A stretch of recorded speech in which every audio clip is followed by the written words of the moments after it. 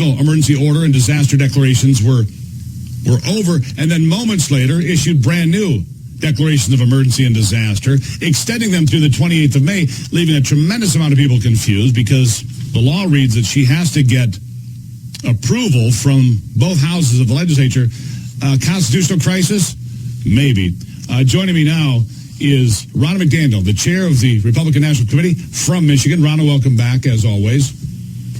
Great to be with you. Thanks for having me. Good to have you here in the no panic zone. Well, the Republicans, in good faith, said, listen, we'll give you all of these things. We'll extend your orders on different places, but we won't give you the 28 days of an emergency order or a disaster declaration. The governor says, I'll do as I please. That's really what she did. She said, I'm not going to negotiate with anybody. My power is not up for debate. That's the way I took it.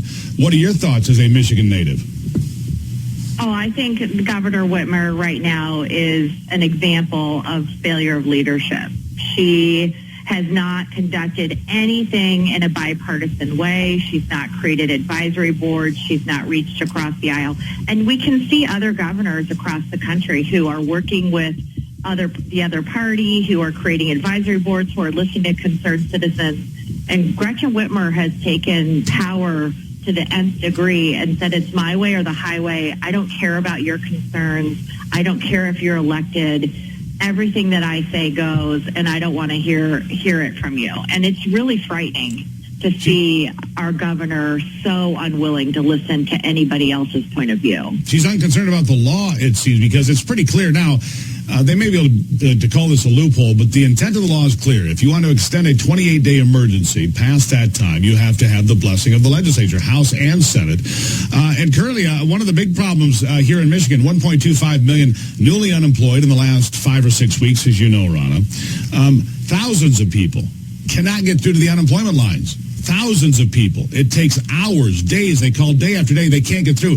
And instead of focusing on that, which is a crisis, she talks about taking care of the working people in Michigan. I have an idea. Get the unemployment system to work properly. That'd be a good start, don't you think? Yeah, the unemployment line issue is a huge issue, and I've seen other governors do very creative things to get this done in their states. But, of course, Michigan's is higher than other states. She doesn't address that. Instead, she'd rather be on a talk show as she's auditioning for Vice President of the United States. And here's the thing, Steve.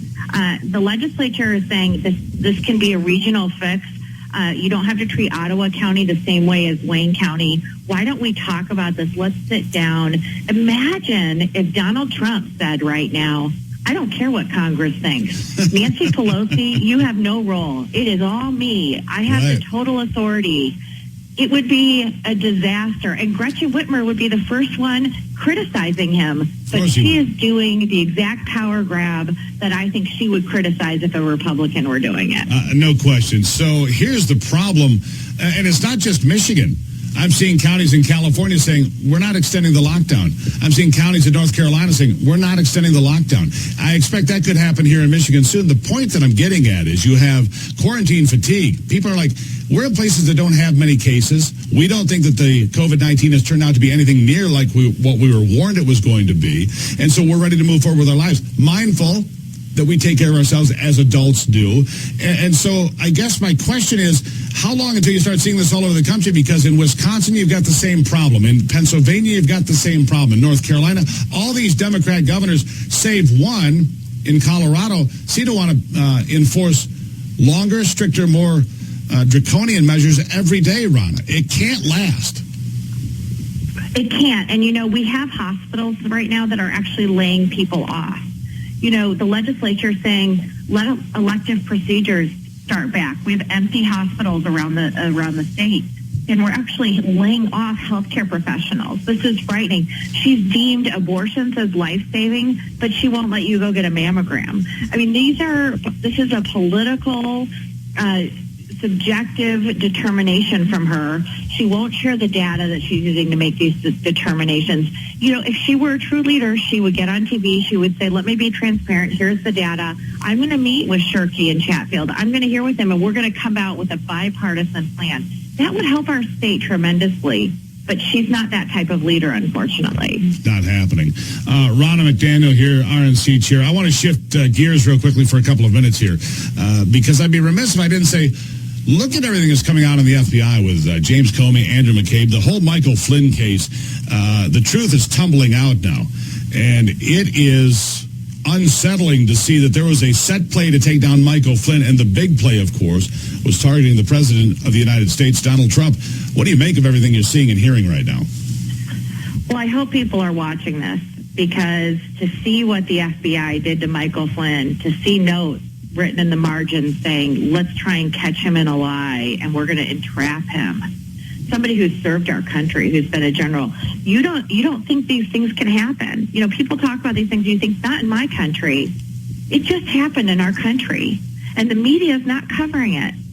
And I think this is frightening. It is wrong. Michael Flynn has been treated horribly, but more than anything, to see the upper echelon of the FBI systematically try and derail an administration in the very beginning just hurts our democracy. And it should be called out by every news outlet. And what we've seen also is a failure of the media to report this egregious finding. And thank goodness for William Barr. And thank goodness Donald Trump got elected, because we would have no idea that this was happening in our government. We would never have known. It would have been buried forever. Ronna, I have to leave it right there. I greatly appreciate you being here. As always, Ronna McDaniel from the RNC, the chair. Greatly appreciate you being here in the No Panic Zone, Ronna.